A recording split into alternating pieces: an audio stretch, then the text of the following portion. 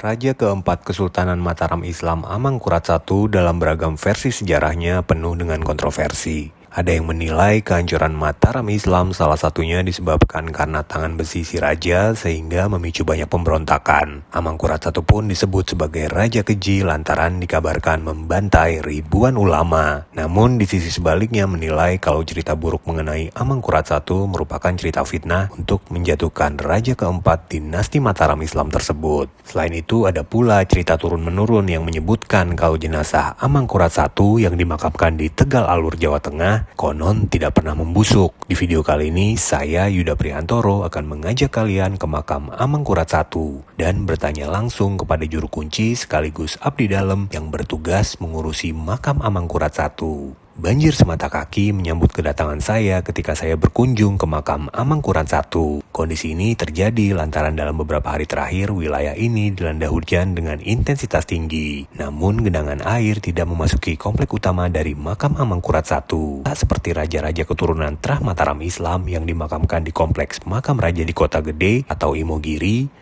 Amangkurat I meminta dimakamkan di tempat berbeda, lantaran di era itu tengah terjadi pemberontakan di Mataram Islam. Buat yang belum tahu, Amangkurat I merupakan raja generasi keempat dari kerajaan Mataram Islam. Ia merupakan putra dari Sultan Agung yang merupakan salah satu raja terbaik di era Mataram Islam. Assalamualaikum warahmatullahi wabarakatuh, Pak. Waalaikumsalam warahmatullahi wabarakatuh. Boleh diperkenalkan namanya siapa, Pak, dan di sini sebagai apa? Nama saya Agus Soleh, sebagai juru kunci dan juru pelihara makam Amangkurat Tegal Arum. Oke. Menurut sejarah, ini cerita Amangkurat bisa dimakamkan di sini seperti apa, Pak? Itu yang saya dapat cerita dari orang tua, terus yang saya pahami setelah saya tahu, awalnya dulu itu keratonnya dulu di daerah Pleret Kerto. Terus di situ kata orang tua, kalau cerita dari orang tua, dulu itu ada ontaran-ontaran Turnojoyo. Terus beliau bukannya melarikan peperangan, tapi menghindar daripada korbannya lebih banyak. Dia itu akhirnya menghindar dari perjalanan dari Pleret ke Tegal Arum. Itu ceritanya ada pemberontakan Trunojoyo. Terus sebagian orang cerita ada yang mau menyerang ke Batavia, menyerang Belanda di Batavia, tapi belum sampai perjalanan, di tengah perjalanan beliau itu kecapean dalam perjalanan dari Keraton Pleret. Di tengah perjalanan sampai di daerah Aji Barang, Banyumas, beliau kecapean, terus kelelahan, terus pesan sama penderek pengikutnya semua, sama keluarganya semua, nanti seandainya meninggal dimakamkan di tanah yang bau arum dekat gurunya beliau. Gurunya beliau namanya Ki Lembah Manah Mbah Samsudin Temenggung Danubaya.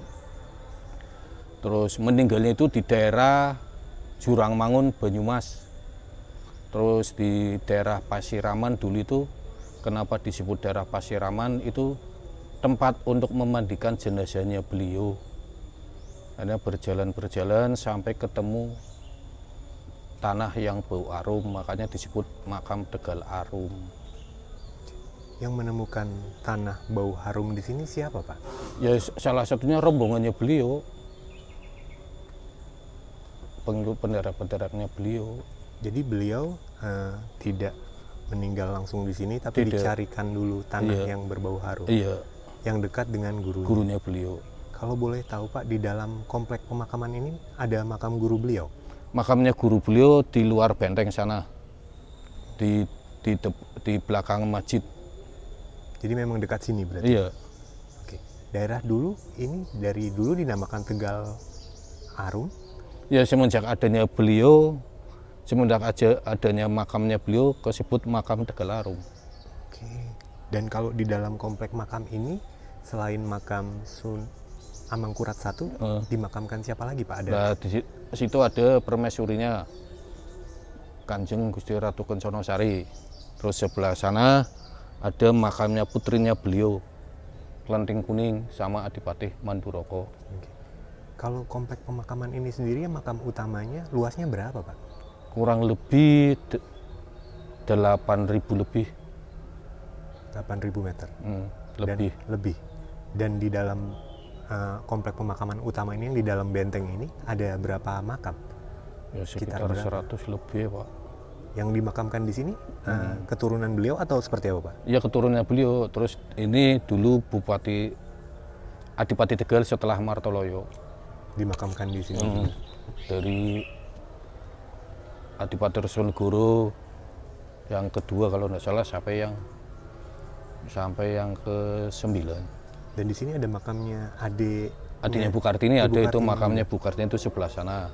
Jadi dimakamkan di situ teman-teman. Yang mendirikan rumah sakit Kardina. Oke.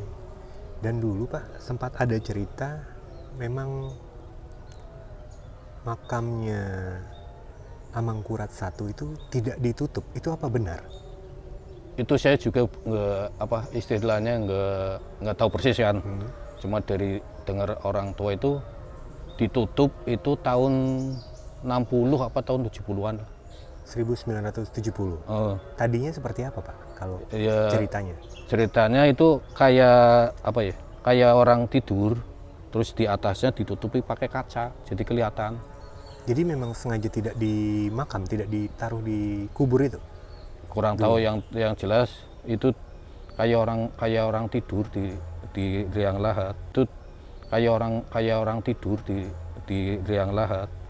Oke, jadi jenazahnya ketika itu Jasadnya itu masih utuh memang sampai itu dari dulu itu dari 1677 ditutup tahun kemungkinan 70 apa 65 itu udah ditutup pakai tadi yang lihat pakai jirat, pakai batu granit.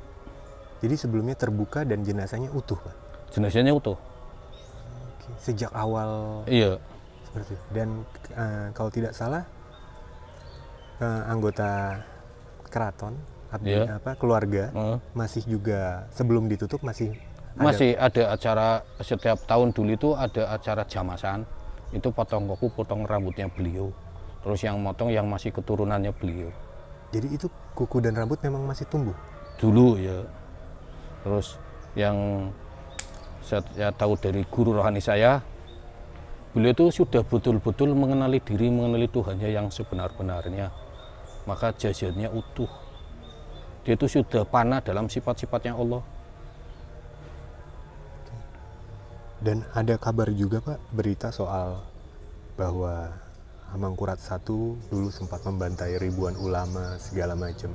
Itu cerita yang Bapak tahu seperti apa? Nah itu menurut karangannya perjalanannya Dr. Pandergrap. Terus kalau saya secara logika loh, masa iya sih dulu ada sebanyak ulama itu? Terus orang dulu itu belajar kan orang-orang tertentu. Terus seandainya ada, sampai sekarang bukti makamnya di mana? Bukti Kan makam pembantaian Iya. ulama itu? Iya, kan nggak ada. Jadi Bapak meyakini bahwa itu cerita karangan atau seperti Ya seperti itulah. Terus seandainya dia bukan mengenali Allah yang sebenar-benarnya, sampai sekarang yang ziarah kan orang Torekotan semua ziarah ke sini semua. Dari mana saja Pak yang biasanya? Yang banyak itu dari Demak, terus dari Magelang, Muntilan, terus kadang juga dari Jakarta, ada yang dari Makassar, ada yang dari Flores, ada yang dari Suriname. Jauh-jauh dari Suriname Iya. ke sini juga? Terus dulu pernah ada pendeta dari Tibet juga ziarah ke sini. Itu periode tertentu atau kapan Pak ramainya ziarah, atau tiap waktu saja mereka berziarah? Kadang kalau bulan-bulan ini kan, kalau bulan Rajab itu tradisinya orang Islam kan biasa ziarah ke makam wali-wali. Terus bulan Maulud. Kalau di sini memang kalau hari-hari biasa Sabtu sama Minggu memang pengunjung dari dalam kota ini banyak. Banyak ya Pak. Dan apa dari dulu juga Pak, ini kan komplek yang makamnya beliau tinggi sendiri? Memang dari dulu. Dari dulu memang seperti dari itu? dulu seperti itu. Dan bentuknya memang ditutup dari dulu seperti itu atau Iya dari dulu. dari awalnya? Mm-mm. Oke. Dari awalnya kurang persis, sebenarnya saya tahu kecil sudah kayak begini. Udah seperti ini ya Pak ya.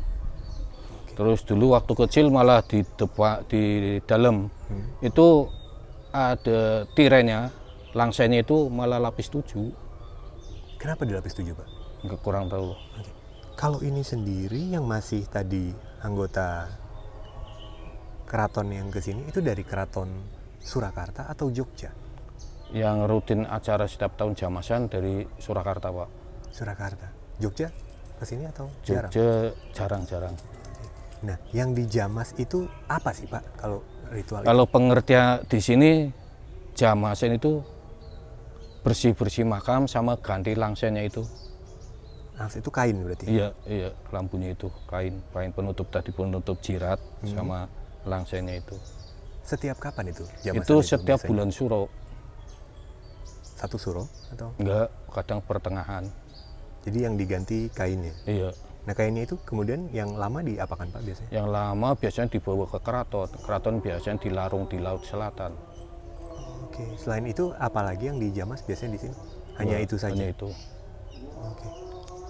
Kalau ada yang ingin Bapak luruskan nggak sih Pak terkait Amangkurat 1, terkait Ya. beredar-beredar kabar di luar? Kalau sebagai ya pengennya diluruskan lah. Apa Pak yang mau diluruskan Pak? Ya paling enggak sejarahnya kan. Salah satunya Ya tadi sejarah yang karangan Belanda itu, yang pembantaian utama itu. dia pembantaian utama. Ya namanya sejarah memang ada baiknya, ada buruknya kan. Jadi itu saja yang mau diluruskan ya Pak ya. Selain itu Pak, ada nggak sih Pak yang pengunjung ke sini larangan atau tidak larangan bagi yang ingin berkunjung ke sini, ada nggak sih Pak? Misalnya larangannya tidak boleh ini, tidak boleh itu, ada nggak seperti itu? Kalau secara syariat ya, kalau syariat Islam kalau yang lagi berhalangan untuk istri ya tidak boleh. Selain itu Pak, Itu tidak ada ya Pak ya? Nah, kalau makam ini sendiri Pak, bagi teman-teman yang ingin berziarah ke sini, itu bukanya ada jam buka atau seperti apa Pak biasanya? ya, intinya di sini setiap hari buka. Jadi jam berapa aja misalnya peziarah mau ke sini Iya, boleh ya Pak ya? heeh. Oke, siap. Asal pakai pakaian yang sopan, yang tertib. Tetap menghargai peraturan seperti itu Pak. Selama menjaga di sini Pak, ada pengalaman tertentu nggak sih Pak? Karena kan ini bukan juga makam sembarangan seperti itu. Pernah nggak sih secara individual itu merasakan pengalaman-pengalaman tertentu? Ya ada, Pak. Biasa-biasa aja ya Pak ya? Siap-siap. Oke Pak, terima kasih banyak Bapak atas kesempatannya.